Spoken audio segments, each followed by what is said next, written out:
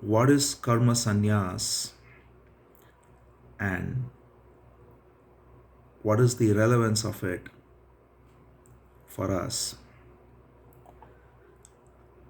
So before we go into this question, one thing that's very important is, as always, to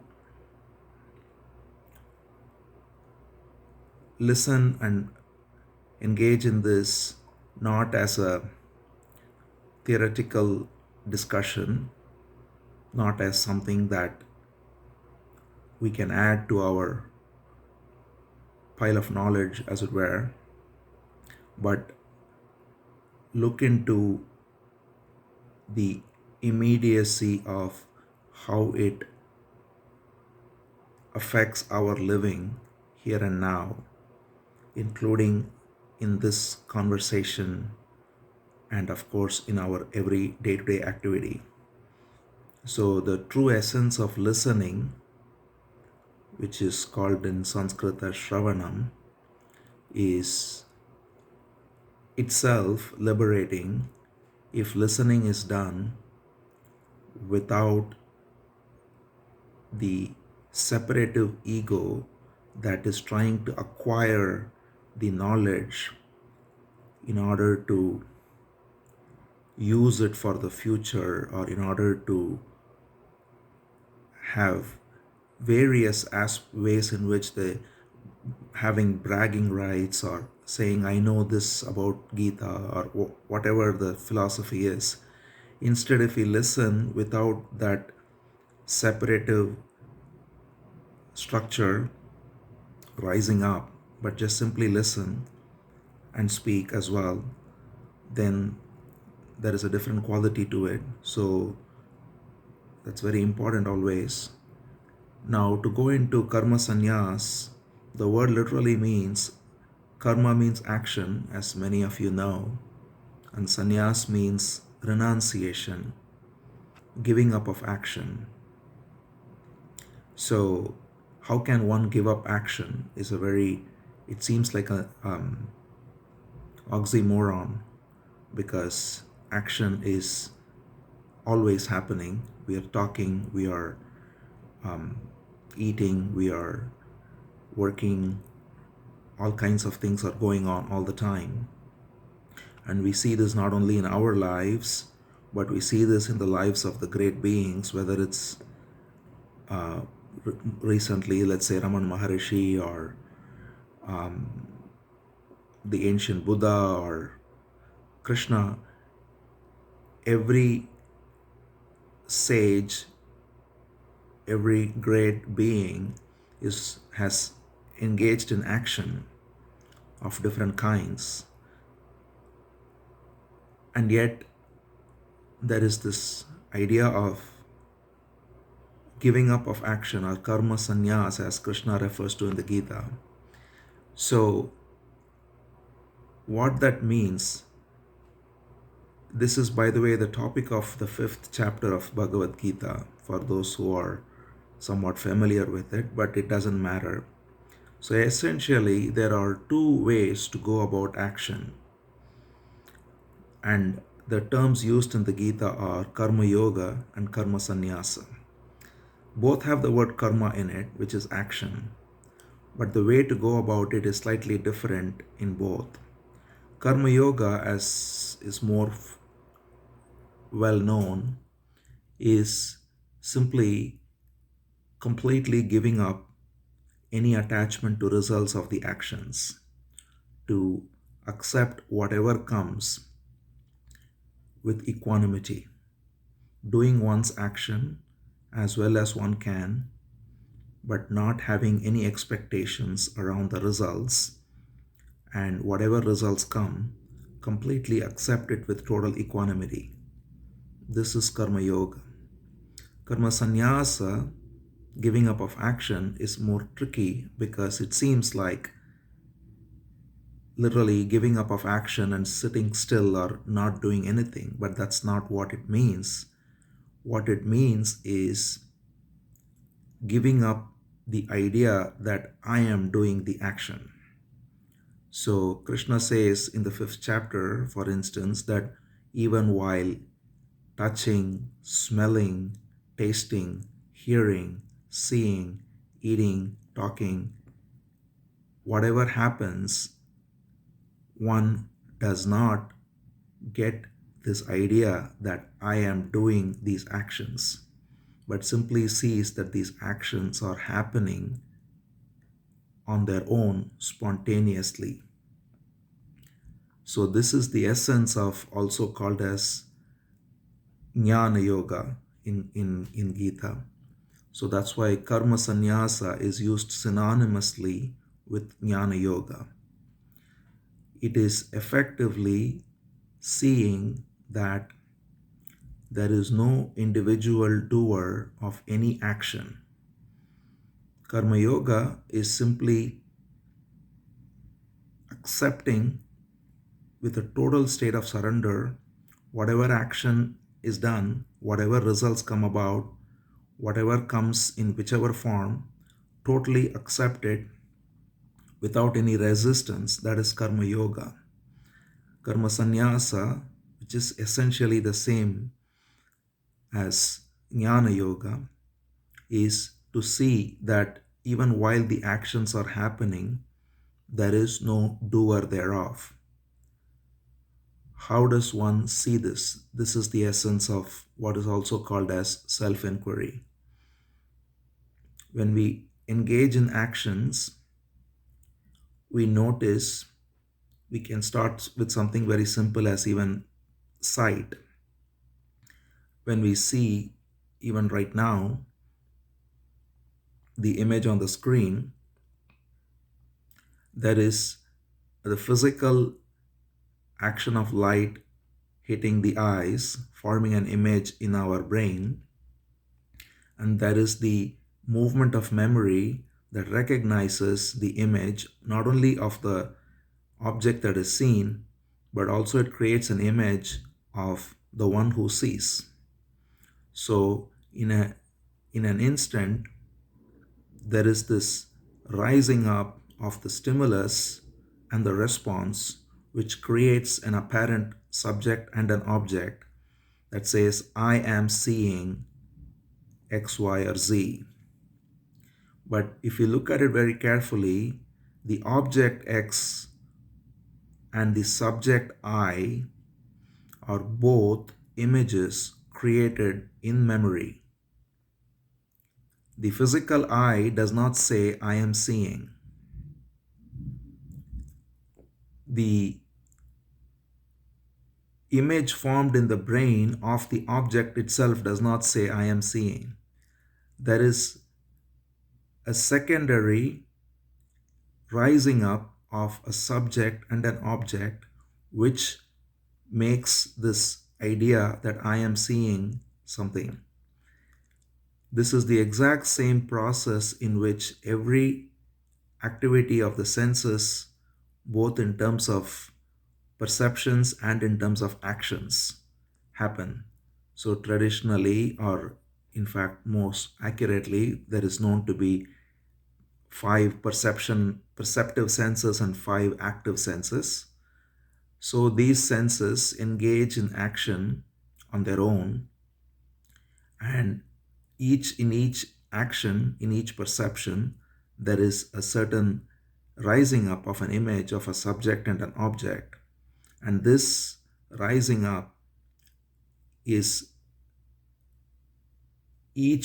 for each instant, there is a different image that's rising up. So if we see this clearly, that the I that is rising up as subject and perceiving or acting on an object are both simply movement of conditioning, which is memory, which is energy, which is just a spontaneous response to stimulus, then there is no identification as a persistent self or an I with this action.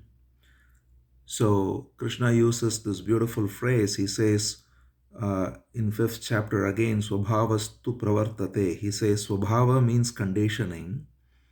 Pravartate means it exists. So the only thing that is there is conditioning.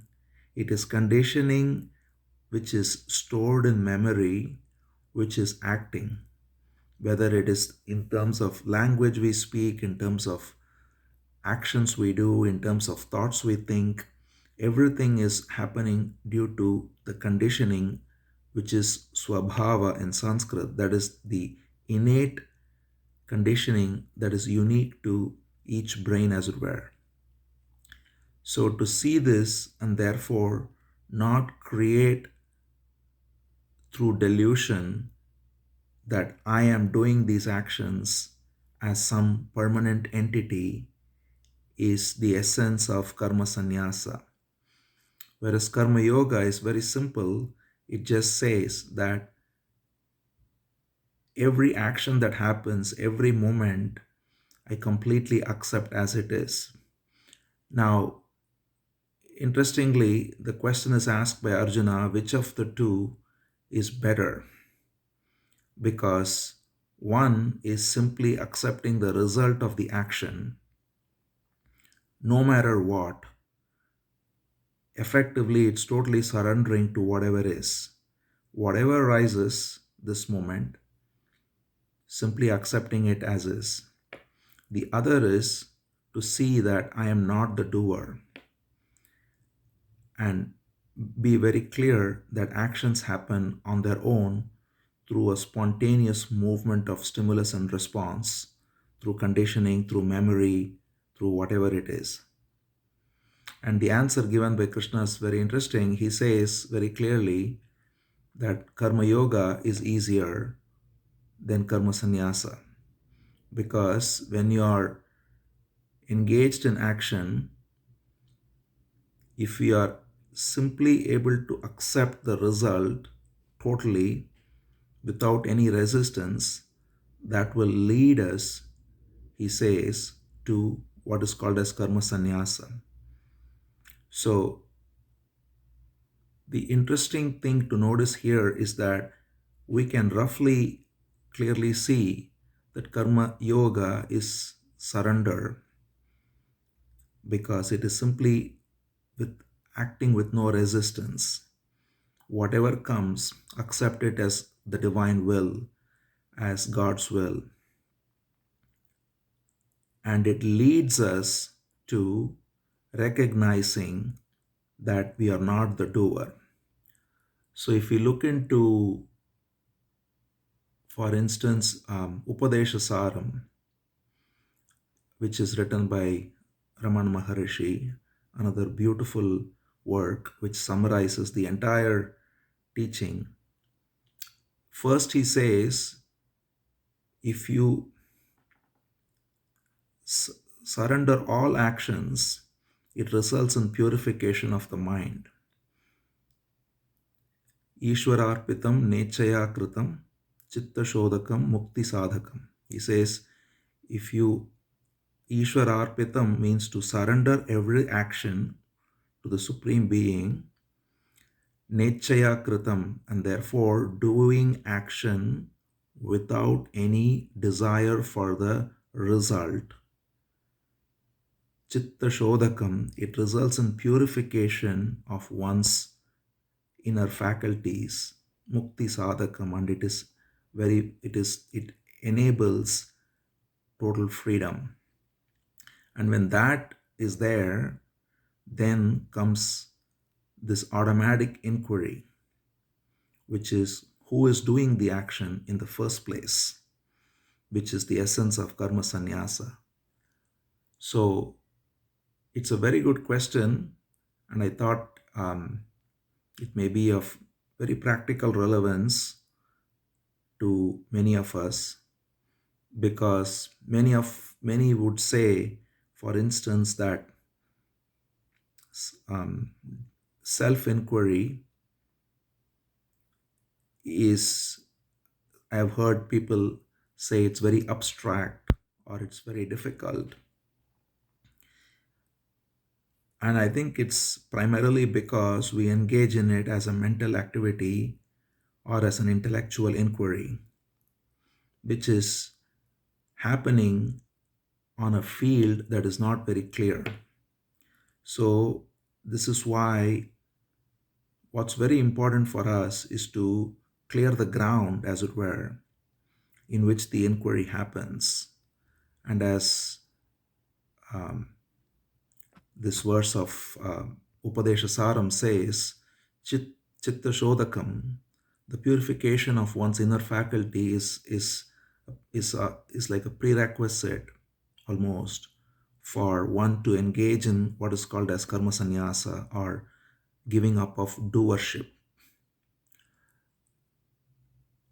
And this has been said by Raman Maharishi in other places too, that one has to be, he uses the word pakvi, which is a Sanskrit word for being mature, to go into the root question of who is doing the action. Now, the most important thing to point out, which is a great stumbling block for many of us, is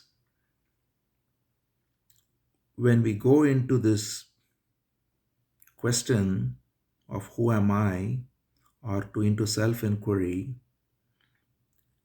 it's either a verbal question or it is an intellectual pursuit, or it is an attempt to understand, as it were.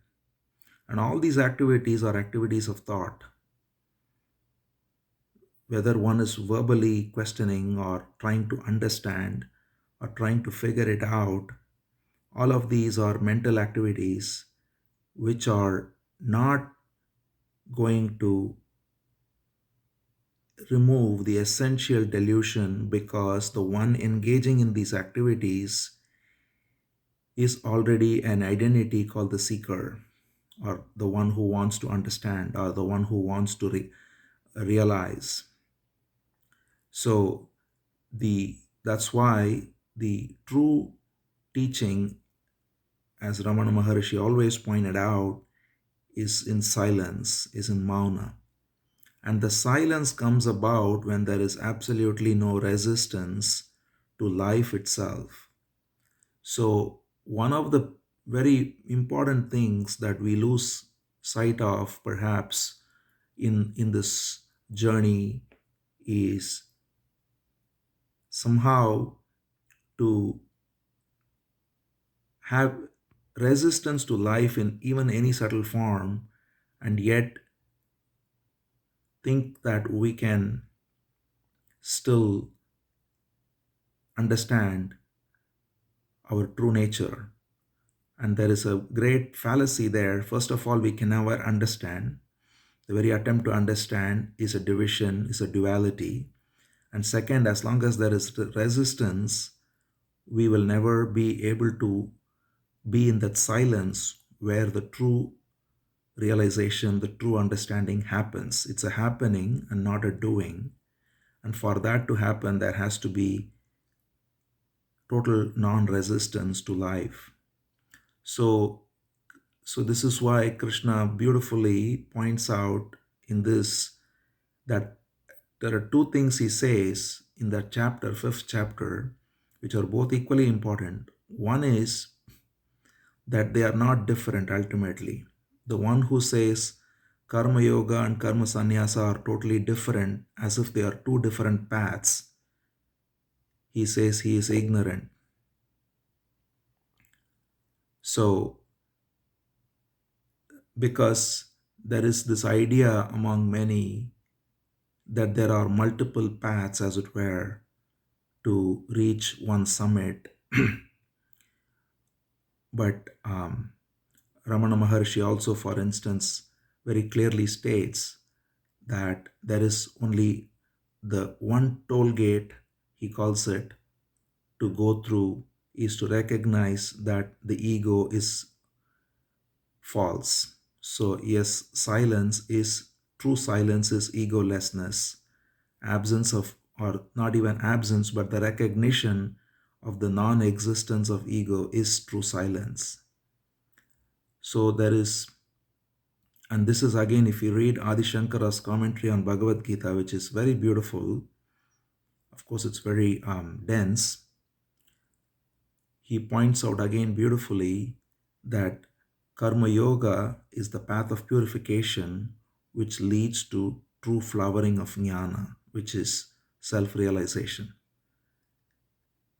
And what we call as bhakti is an essential aspect of Karma Yoga, because when we recognize that every action happens spontaneously and therefore we don't have any control over the result, all results are preordained by the universe, whether we call it as God or um,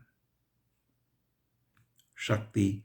The other interesting thing in Sanskrit, unlike the English word God, is in Sanskrit we don't have a distinction between the universe and the creator.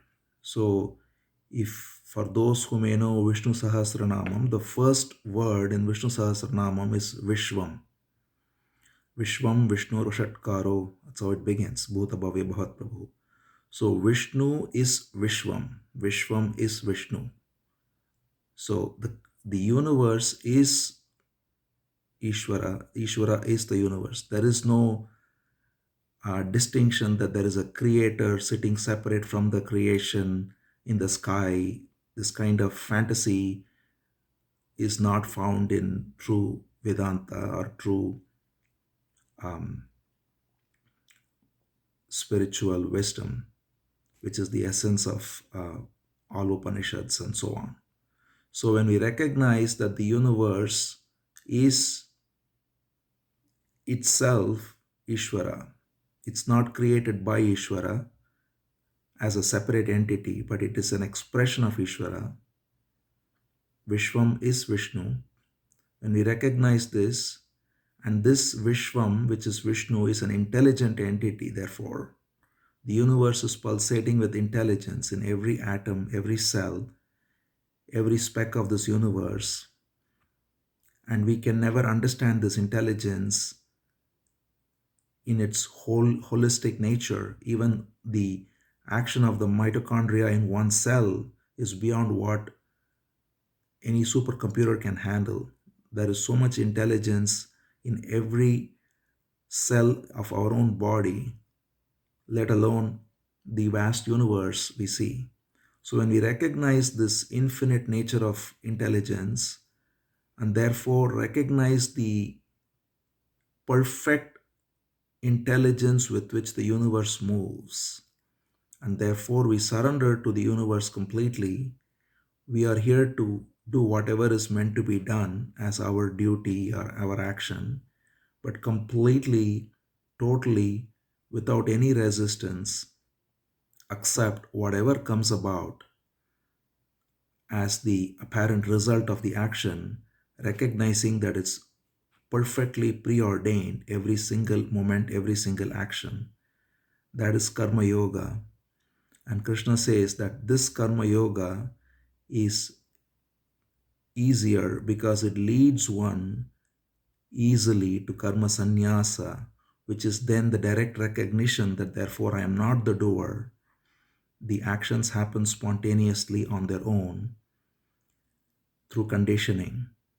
If we instead have any kind of resistance to our life, whether it's in relationships or work or whatever it is, and we engage in self inquiry, it always becomes difficult because we are putting the cart before the horse, as it were.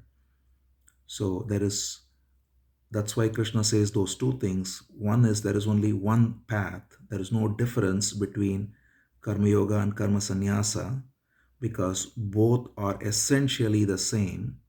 And yet he also says Karma Yoga is easier or better to engage in before Karma Sannyasa, because when we recognize that everything is preordained and surrender completely with no resistance, it leads to silence within.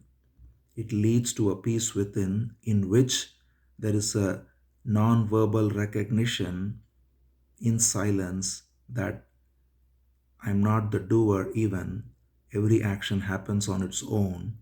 and the very nature of myself is simply being as pure awareness.